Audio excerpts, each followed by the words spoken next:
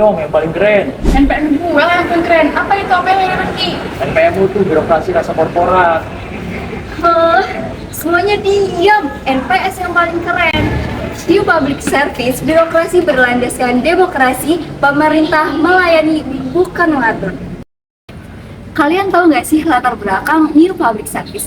Awalnya, on Public Administration atau yang biasa kita singkat dengan OPA, fokus pada efisiensi, aturan, dan hierarki. Tapi cara ini kurang bisa menyesuaikan dengan kebutuhan masyarakat yang makin rumit. Lalu muncul New Public Management atau yang disingkat dengan NPM yang meniru gaya manajemen swasta agar birokrasi lebih efisien, tapi malah terlalu fokus pada pasar dan lupa nilai demokrasi serta partisipasi warga. Karena itu hadirlah New Public Service yang menekankan pelayanan publik demi kepentingan masyarakat.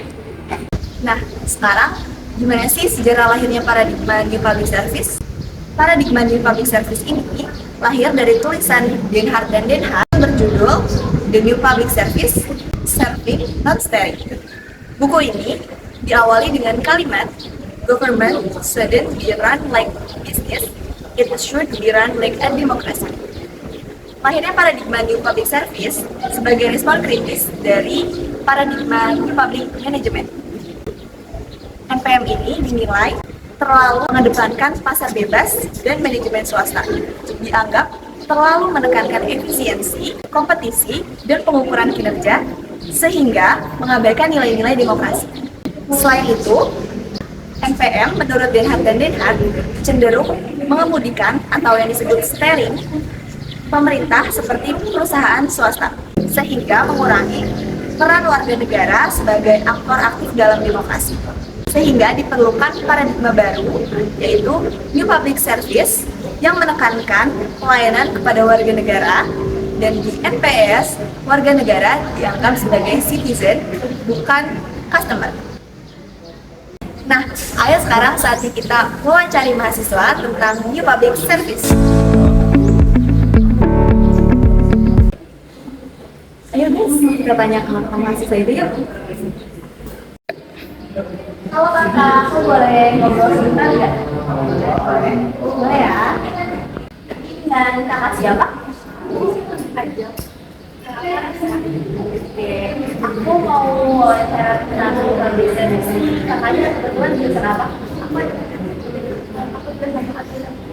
Wah, pas banget ya kak. Kakak kan udah gak asing lagi nih sama New Public Service. Kakak tahu gak sih karakteristik dari New Public Service itu apa aja?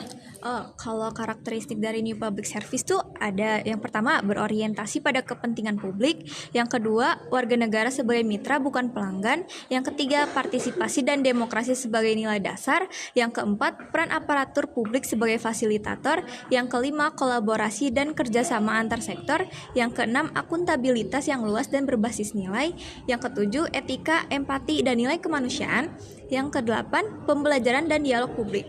Nah, berdasarkan karakteristik di atas, dapat disimpulkan kalau NPS itu memandang masyarakat sebagai mitra yang aktif dalam penyelenggaraan pemerintahan dan menempatkan kepentingan publik, nilai demokrasi, dan juga etika kemanusiaan sebagai landasan utama dalam setiap proses kebijakan. Oh gitu ya kak, jadi kalau semisal NPS tuh berorientasi pada masyarakat banget ya kak? Iya bener banget. Beda banget sama NPM ya ternyata. Ya. Kalau semisal prinsipnya kakak tahu gak? Kalau prinsipnya, yang pertama ada melayani bukan mengemudikan. Yang kedua itu mencari kepentingan publik. Yang ketiga menghargai kewarganegaraan dan pelayanan publik. Yang keempat berpikir strategis, bertindak secara demokratis. Yang kelima mengenali bahwa akuntabilitas tidak sederhana. Yang keenam melayani publik bukan pasar. Yang terakhir memisahkan pasar dan pelayanan publik. Oh gitu. Oh ya kak, kira-kira di Indonesia sendiri udah ada belum sih penerapan tentang New Public Service ini? Oh iya ada. Yang pertama, partisipasi publik dalam kebijakan. Melalui musyawarah perencanaan pembangunan atau musrenbang, masyarakat terlibat langsung dalam perumusan kebijakan pembangunan daerah. Yang kedua, reformasi birokrasi dan pelayanan publik. Pemerintah mengimplementasikan pelayanan terpadu satu pintu atau PTSP dan mal pelayanan publik atau MPP untuk memudahkan akses layanan dan meningkatkan efisiensi. Yang ketiga, kolaborasi pemerintah dan masyarakat. NPS juga tampak dalam kolaborasi antara pemerintah, masyarakat, dan sektor penerapan swasta. Yang keempat, transparansi dan akuntabilitas. Melalui Open Government Indonesia dan platform lapor, masyarakat dapat menyampaikan aspirasi dan pengaduan secara langsung, memperkuat hubungan timbal balik antara warga dan pemerintah. Kelima, etika pelayanan publik. Nilai-nilai seperti profesionalitas, integritas, dan tanggung jawab sosial terus ditekankan dalam pembinaan ASN. Oh gitu ya Kak, jadi bener-bener sih ini NPS tuh ternyata sangat amat berorientasi kepada kepentingan publik ya Kak. Di sini pemerintah tuh sebagai pelayan bukan yang mengatur ya Kak. Beda banget ternyata sama NPM. Kalau semisal dari dampaknya sendiri, ada nggak sih Kak dampak dari penerapan NPS itu?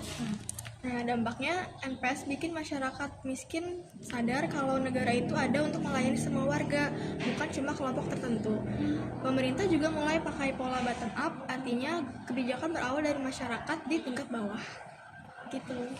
Oke, makasih banyak ya Kak. Aku jadi tahu lagi nih apa sih NPS itu. Jadi sekarang kita lagi bersama Fadel. Nah, tadi kan kita udah bahas prinsip, karakteristik, terus sama penerapan NPS yang ada di Indonesia. Nah, sekarang kita mau bahas nih apa permasalahan penerapan NPS yang ada di Indonesia. Jadi permasalahan penerapan NPS yang ada di Indonesia itu ada 4. Yang pertama, budaya federal menghambat penerapan good governance karena aparat meminta dilayani, bukan untuk melayani. Yang kedua itu, sosialisasi peraturan dan informasi SOP yang kurang membuat masyarakat kesulitan mengakses kejelasan layanan. Yang ketiga, paradigma aparat belum berubah.